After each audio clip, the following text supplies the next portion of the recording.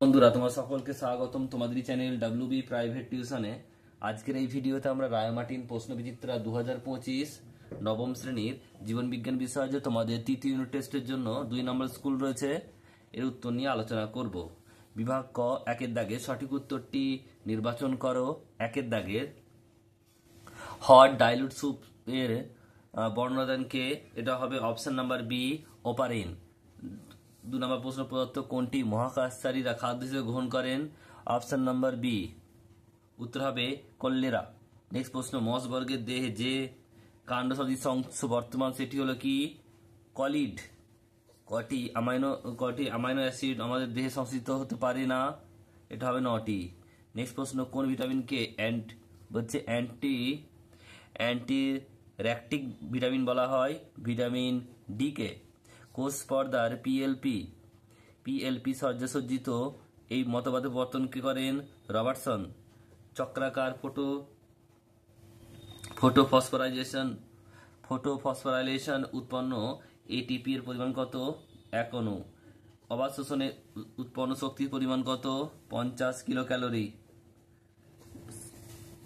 শ্বাসবৃক্ষ কোন মাছের অতিরিক্ত শ্বাস অঙ্গ? এটা হবে শিঙি মাছ। প্লাজমা কোষ কোন ধরনের অনক্রমতার সঙ্গে সম্পর্কিত? রসভিত্তিক অনক্রমতা।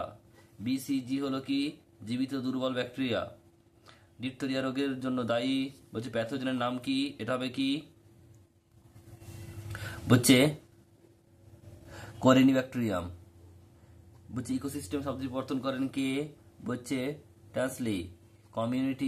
কমিউনিটি স্তরে যে আন্তঃক্রিয়ার ফলে উভয় প্রজাতি উপকৃত হয় তা হলো কি? মিথজীবিতা।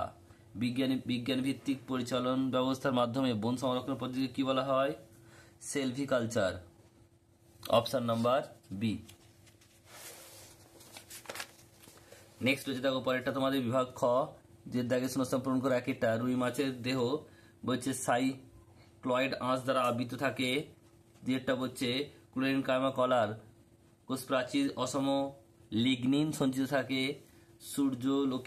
সূর্যালোকের উপস্থিতিতে পত্ররন্ধ্রের মাধ্যমে যে বাষ্পমোচন হয় তা হলো প্রস্বেদন বাষ্পমোচন। মুখবিবরে শর্করা জাতীয় খাদ্য পরিপাক শুরু হয়। ডক্টর এডওয়ার্ড জেনার 1796 সালে প্রথম গুটি বসন্তের টিকা হাসিল করেন। মানব দেহে খাদ্য গাছনালীর মধ্যে দিয়ে ড্যাশ চরণের দ্বারা পাকস্থলিতে পৌঁছায়। এটা হবে কি? পেরিস্টালসিস। সত্য মিথ্যা লেখো। 3 দাগে সত্য মিথ্যা। একটা টিনোফোরা পর্বের একটি প্রাণী হলো হর্মিফোরা। সত্য মিথ্যা হবে এটা। নিউক্লিক অ্যাসিডের একককে নিউক্লিওটাইড বলে। সত্য। যকৃতে কুফার কোষ রোগ জীবাণু ধ্বংস করে। এটাও সত্য। লাইপেজ কেবল প্রোটিনের উপর ক্রিয়া করে। এটা মিথ্যা। কর খাদ্য শৃঙ্খল সবুজ উদ্ভিদ থেকে শুরু হয়। এটা হবে সত্য। এন্ডোজেনাস অ্যান্টিজেনের উদাহরণ হলো কার্ডিওলিপিন। এটা হবে সত্য। স্তম্ভ মেলাতে হবে দেখে নাও 4 দাগের। একটা হিস্টোরিয়া প্ল্যান্টেরাম। এটা বি হবে, অর্থাৎ থিওফ্রাস্টাস। টিনিডিয়াম। এটা হবে জি, অর্থাৎ কি? এটা হচ্ছে একাইনোডার্মাটা। নেক্সট দেখো অ্যারিউরিন প্লাস্ট। এটা হবে ডি, অর্থাৎ বীজ। বোলাস। এটা হবে এ, অর্থাৎ লালা মিশ্রিত নরম খাদ্য। এরপর দেখো সিওফাইট। এটা হবে এফ, অর্থাৎ কি? কচু। আর পরেরটা প্রাকৃতিক সক্রিয় অর্জিত অনাক্রমতা। এটা সি হবে, অর্থাৎ বসন্ত বা হাম। এরপর তোমাদের 5 দাগের একটি বাক্যে উত্তর দাও। ইন্টারফেরন কি? কি লিখবে? এখানে দেখো লেখা রয়েছে ভাইরাসের বিরুদ্ধে প্রাকৃতিক প্রতিরক্ষামূলক প্রোটিন। এরপর দেখো পরেরটা মরফিন চিকিৎসা বিজ্ঞানে কি কাজে ব্যবহৃত হয়? ব্যথানাশক হিসাবে কাজে ব্যবহৃত হয়। আবারও ব্যথানাশক হিসাবে। হৃৎপিণ্ডের স্বাভাবিক পেসমা কাকে বলে? এসএ নোডকে।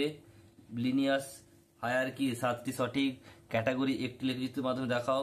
প্রথমে জগৎ, তারপরে পর্বত, শ্রেণী, বর্গ, গোত্র, গণ, প্রজাতি। এরপর রয়েছে দেখো VAM। এ সম্পূর্ণ কথা কি? Vesicular arbuscular mycorrhiza. বৃক্কি উৎপন্ন এমন 2টি হরমোনের নাম লেখো যা RBC উৎপাদনে অংশগ্রহণ করে। বলছে এরিথ্রোবায়োটিন ও হচ্ছে ক্যালসিট্রেরিন। নেক্সট হচ্ছে দেখো শ্বাসংশ্লেষের কোন পর্যায়ে প্রথম স্থায়ী যৌগ হিসাবে পিজি উৎপন্ন হয়? অন্ধকার দশায়। নেক্সট প্রশ্ন বলছে দেখো কোন বিজ্ঞানী ভারতের সবুজ বিপ্লবের জনক বলা হয়? Doctor M S স্বামীনাথনকে।